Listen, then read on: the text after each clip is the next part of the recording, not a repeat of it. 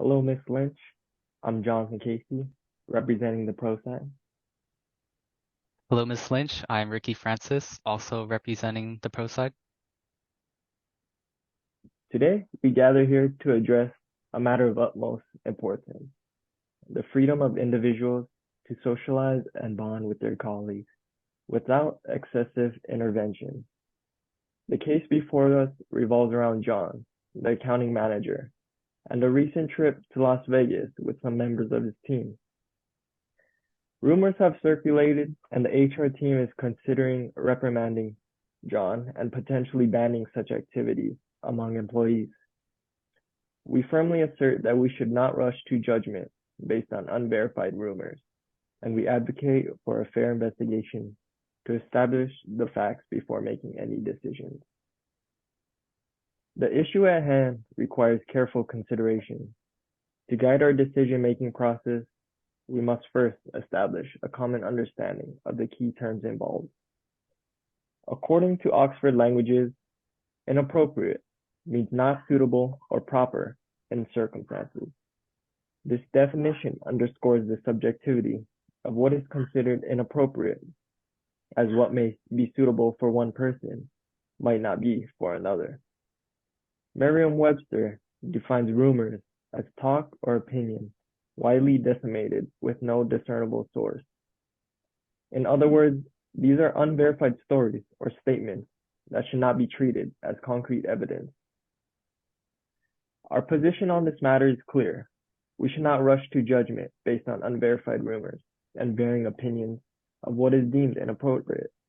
Instead, we propose a fair and thorough investigation to establish the facts and make informed decisions based on these findings. The freedom to socialize and bond with colleagues is an essential aspect of workplace culture and team cohesion. Punishing employees for engaging in such activities based on rumors and personal perceptions would set a dangerous precedent. In a world where diversity and inclusion are paramount, it is crucial to respect the individual choices and preferences of our employees. What one person may find appropriate, another might not, and that's perfectly normal. John's trip to Las Vegas, while raising some concerns, should not be quickly labeled as inappropriate without concrete evidence. A fair investigation is the only way to separate fact from fiction and ensure that justice is served. Our first argument is that employees should be allowed to fraternize with other employees outside of the workplace as long as it does not interfere with their workplace professionalism. Team building activities and socializing outside of work have many benefits that can make work more enjoyable and productive. By getting to know a coworker personally, you build a sense of trust with that person that allows you to feel more connected and less isolated at work. Making strong connections with your coworkers can give you the confidence to be more open to having genuine conversations about work, which can help you to assess projects and challenges better. Understanding your coworkers can create better team cohesion and collaboration. By knowing your coworkers' preferences, pet peeves, and work styles, you can work with them more effectively. Overall, this can improve team morale and productivity in the workplace. The evidence to support this is an article titled Employer Toolkit Designed for Health by Harvard University. Their research has shown that high levels of happiness and low levels of negative emotions and depressive symptoms are associated with having supportive coworker relationships. Having a sense of social belonging at work, such as identification with a work group, team, or organization, has been linked to positive worker health and well-being. This matters because lacking supportive colleagues can lead to mental health disorders that affect a person's confidence and ability to work productively. Socializing outside of work creates strong team morale and leads to improved performance. Allowing employees to socialize with other coworkers outside of work hours encourages a positive company culture and work-life balance. Our second argument. These whispers and speculations can be incredibly detrimental, as they often stem from incomplete information or the human need to make sense of ambiguous situations. Rumors have the potential to lead to misunderstandings, damaging consequences, and significant disruptions. To support our position, consider the insights provided by an article titled Rumors in the Workplace from MindTools. It underlines how rumors can waste valuable time, tarnish individuals' reputation, create division among colleagues, foster anxiety, and ultimately erode morale. Why does this matter? Because in a workplace, cultivating a healthy and productive environment is essential for the well-being of both employees and the success of the organization. Rumors can disrupt this environment, leading to decreased productivity and jeopardizing overall workplace culture. To preserve a positive and harmonious work atmosphere, it is crucial to address rumors through effective communication and by creating an atmosphere where such rumors are less likely to take root. Our third argument is that John should not be reprimanded for spending time with coworkers outside of work because he did not commit any crimes or violate the company's code of conduct. According to the information, the only evidence against John is based on rumors heard by other employees. Without concrete proof that John committed any misconduct, it would be unjust to reprimand him solely based on hearsay. The evidence to support this is an article titled "Employers Must Have Just Cause for Discipline" by the International Brotherhood of Boilermakers. Their report states that employers have the right to discipline employees for misconduct, but must have just cause for their disciplinary actions. In John's case, the employer does not have just cause for disciplinary action. There are no police reports or reports of misconduct filed against John. It would be highly unfair to John to reprimand him for his actions without hard evidence to prove that he did anything wrong. This matters because fairness for both sides must be maintained when considering disciplinary actions against employees. John's trip to Vegas with his 7 coworkers was considered a personal trip outside of company's working hours. No formal complaints were filed against him that could warrant disciplinary actions. Hi, Mrs. Lynch. So we are supporting the con team. My name is Susanna Edwards. And I'm Alexandra Hernandez. So fraternization is an issue of growing concern in our contemporary workplaces. Recent research reveals its significant presence in modern organizations. According to a survey conducted by Vault.com, a career intelligence site, a staggering 58% of employees admit to engaging in romantic relationships with their coworkers, Heisner and McKinsey 2021. This alarming statistic has spurred increased academic interest in the ethical and practical implications of these relationships. We illustrate this issue with the case of John, an accounting manager who recently embarked on a wild trip to Vegas with his team for the weekend. This situation has triggered a heated debate in the office, with many voicing concerns about the appropriateness of the potential consequences of such interactions in the workplace. We would like to clarify 2 definitions. Fraternization, as defined by Heisner and McKinsey, this is any interaction between employees that extends beyond a professional relationship. A non-fraternization policy, as defined by Fouti and Kelly 2012, compromises a set of rules and guidelines designed and prohibit or restrict personal relationships between employees, particularly between supervisors and subordinates. Our stance on this matter is explicit. We negate the resolution that managers or supervisors should be allowed to fraternize with their direct reports. Instead, we advocate for organizations to establish non-fraternization policies and, when necessary, consider disciplinary actions for individuals like John, who engage in inappropriate work relationships. For our first argument, we argue that the fraternization can lead to perceptions of favoritism within the workplace. The evidence to support this is that personal relationships, especially romantic ones, can blur the boundaries of professionalism. This can lead to supervisors making decisions that favor their friends or romantic partners, often at the expense of other employees. Wilson 2014, in many cases, fraternization creates a division within the workplace.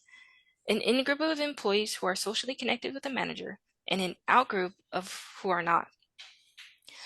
As suggested by Wilson 2014, in-group members may receive preferential treatment, thus fostering a palpable sense of favoritism among the out-group. Such treatment may include promotions, salary raises, plum projects, or leniency in performance evaluations. The impact of this favoritism isn't confined to individuals directly involved in it. It resonates throughout the whole workplace. This matters because when favoritism prevails, it undermines the principles of meritocracy and equality that underpin a fair and equitable workplace.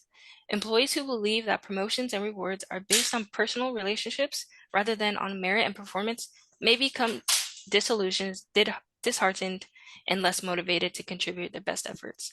As a result, the organization may witness a decline in overall productivity and employee retention. Through our exploration of the intricate web of fraternization within the workplace, it is clear that the stakes are high both legally and interpersonally. Legal issues are not just a matter of abstract policies. They are threats that can have far-reaching consequences. When relationships turn bitter, employees may seek legal recourse, often invoking Title VII of the Civil Rights Act of 1964. This foundational legislation is not a mere formality. It actively prohibits both quid pro quo sexual harassment and harassment stemming from a hostile organizational environment. The cases of Meritor Savings Bank versus Vinson and Shumway versus United Parcel Service stand as reminders of the legal issues organizations face. Legal claims are not just a financial burden. They pose a threat to the very reputation of the organization. The costs associated with legal defense and damages are tangible, but the intangible cost of reputational loss is equally, if not more, damaging. Organizations thrive on trust, and legal battles undermine that foundation. Moving on to our third argument, we've delved into the heart of interpersonal dynamics, trust. Fraternization, we argue, creates mistrust that flow into the very fabric of work group productivity and health. Consider the impact on workplace communication and the perceived integrity of managerial decisions. When personal relationships influence critical decisions, doubts about fairness and objectivity emerge. These doubts spread throughout the workplace like wildfire, casting shadows on leadership and their ability to make ethical, sound choices.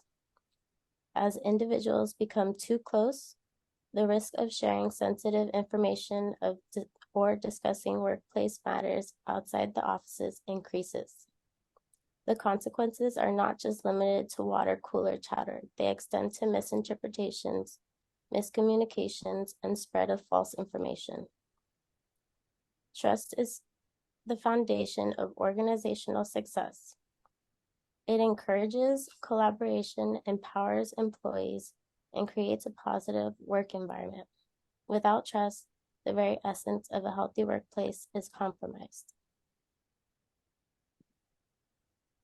Based on our arguments, we recommend taking the following actions. Conduct a thorough and fair investigation to ascertain the facts before making any decisions regarding John's conduct. This approach aligns with the principles of fairness and objectivity, ensuring that any actions taken are based on a clear understanding of the situation. In conclusion, we firmly assert that John's trip to Vegas with his team should not lead to immediate reprimand. We should not infringe on the personal freedom of employees to socialize and bond with their colleagues. Instead, let us stand for the principles of fairness, justice, and individual freedom in the workplace. Based on the compelling arguments we've presented, we strongly recommend that organizations, including CVS, adopt a clear anti-fraternization policy. This isn't just a matter for the legal department, it's a collaborative effort that involves both employees and management. The creation and implementation of non-fraternization policies should be guided by a delicate balance protecting the organization's interests without infringing on the personal rights of employees. As we navigate the complex landscape of workplace relationships, let us strive for an environment where legal issues are minimized and trust flourishes.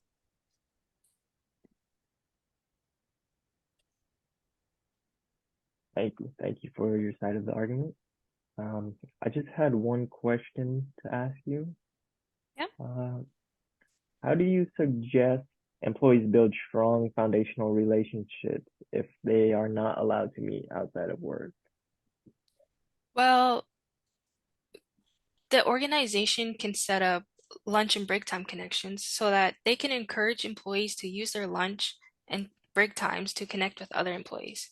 Having designated areas and socializing during these times can help facilitate interactions. Also, promoting open communication. When employees feel comfortable expressing themselves and sharing ideas, they can form connections based on mutual respect and understanding. Fostering a workplace environment that discourages romantic relationships doesn't mean preventing all personal connections. It simply means setting boundaries to ensure that work-related decisions and dynamics remain fair and impartial. Thank you. Are there any specific guidelines or policies you believe should be in place to regulate workplace relationships while still allowing them? Yes, some policies I believe that should be in place are that coworkers should not be allowed to show any public displays of affection while on the job. Superior and subordinate relationships should be prohibited because they could lead to an abuse of power. The use of a reporting structure should be in place to prevent any favoritism or biases. And also a code of conduct that explicitly states acceptable and unacceptable behavior in the workplace should be established. Thank you. Thank you. Thank you. Thank you.